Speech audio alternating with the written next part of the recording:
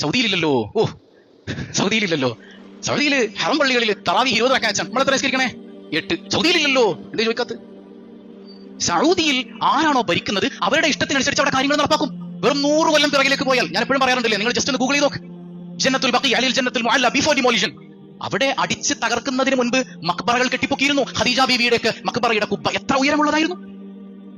ഫലസ്തീനെ ഒറ്റുകൊടുത്തതിന്റെ പേരിൽ ഹിജാസിന്റെ ഭരണം നേടിയ ആല് സഊദ് ചെയ്തു വെച്ച തോന്നിവാസമാണെന്ന് സൗദി അറേബ്യയിൽ കാണുന്നത്. ആല് സഊദ് ചെയ്തു വെച്ച തെമ്മാടിത്തരം, ഇസ്രായേലിന്റെ അടിമകൾ ചെയ്തു വെച്ച തെമ്മാടിത്തരമാണ് അവിടെയുള്ള മക്ബറകൾ തകർത്ത് കളഞ്ഞത്. അത് ദീനുമായിട്ടൊരു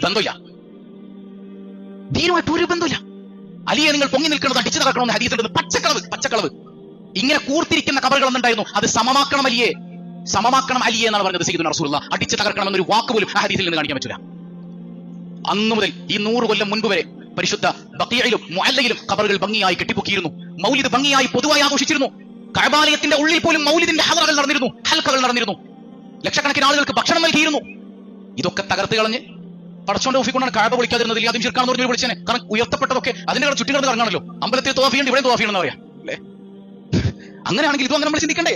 അള്ളാന്റെ ദീൻ എന്താണെന്ന് പഠിക്കാതെ പോയി കേവലം ആചാരങ്ങൾ നോക്കി അതിലേക്ക് ശിർക്കിനെയും തൗഹീദിനെയും കൊണ്ടുവന്ന മനുഷ്യർ, ഖൽബ് എന്താണെന്ന് അറിയാത്ത മനുഷ്യർ. അപ്പൊ ഫലസ്തീനെ ഒറ്റുകൊടുത്തിട്ട് ഇവർക്ക് ഹിജാസിന്റെ ഭരണം കിട്ടിയപ്പോൾ ഇവർ ആദ്യം ചെയ്തത് ഇസ്ലാമിന്റെ ശിആറുകളെ, അള്ളാഹുവിന്റെ ശിആറുകളെ അടിച്ചു നിരപ്പാക്കലാണ്. അപ്പൊ സൗദിയിലുണ്ടോ എന്ന് ചോദിക്കൽ ഒരു മുസ്ലിമിനെ സംബന്ധിച്ചിടത്തോളം അത് ബാധ്യതയുള്ള വിഷയമല്ല. എല്ലായിടങ്ങളും മൗലിദുകളുണ്ട്. സൗദിയിൽ തന്നെ പലയിടങ്ങളിലും എത്രമേൽ മനോഹരമായി റസൂലുള്ളാഹിയുടെ മദ്ഹ് ഓതുന്നുണ്ട്. ഗവൺമെന്റ് നടത്തുന്നില്ല, അത് ഗവൺമെന്റിന്റെ തോന്നിയാസം അല്ലെന്ന് പറയാനാ. സൗദി അറേബ്യ ഷിയാക്കൾ ഭരിച്ച കാലം ഉണ്ടായിരുന്നു. എത്രയോ മാസങ്ങൾ ഹജറുൽ അസ്വദ് മക്കത്തുണ്ടായിരുന്നില്ല. ഹജറുൽ അസ്വദ് അവിടെ മാറ്റിയിരുന്നു.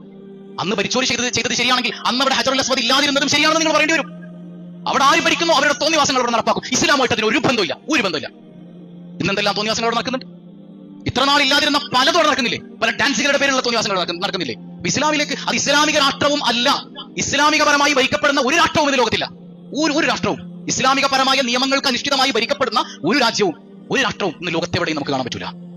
എല്ലായിടത്തും ഭരിക്കുന്നവരുടെ തോന്നിയാസാണ്. അപ്പൊ UAE തന്നെ ജായിസത്തുൽ ബുർദ എല്ലാ കൊല്ലവും നടക്കുന്ന മനോഹരമായ മൗലിദിന്റെ സദസ്സാണ്. ലക്ഷക്കണക്കിന് ഡോളറുകളാണ് സമ്മാനമായിട്ട് ആ മൗലിദിന് കൊടുക്കുന്നത്. അപ്പൊ പലയിടങ്ങളിലേക്കും നോക്കാനല്ല.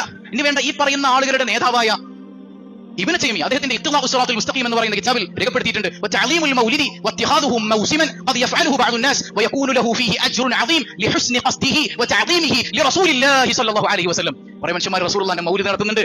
അവരുടെ ഉള്ളിൽ റസൂലുള്ളാഹിനോട് ആദരവുള്ളത് കൊണ്ട് വമ്പൻ പ്രതിഫലം അവർക്ക് കിട്ടിയേക്കാമെന്ന് പഠിപ്പിക്കുന്നത് ഇബ്നു തൈമിയ്യയാണ്. ഇബ്നു തൈമിയ്യയുടെ ഇഖ്തിദാഉ സിറാത്തുൽ മുസ്തഖീം എന്ന് പറയുന്ന ഗ്രന്ഥം നിങ്ങൾക്ക് വായിച്ചു നോക്കാലോ. അദ്ദേഹം പോലും അങ്ങനെ പറയുന്നുണ്ടെങ്കിൽ ഈ ലോക്കൽ മനുഷ്യന്മാർ, ലോക്കൽ നേതാക്കളാണ് ഈ പ്രശ്നമൊക്കെ ഉണ്ടാക്കുന്നത് അല്ലേ? അള്ളാഹു എല്ലാവർക്കും ഹിദായത്ത് നൽകി അനുഗ്രഹിക്കുമാറാകട്ടെ.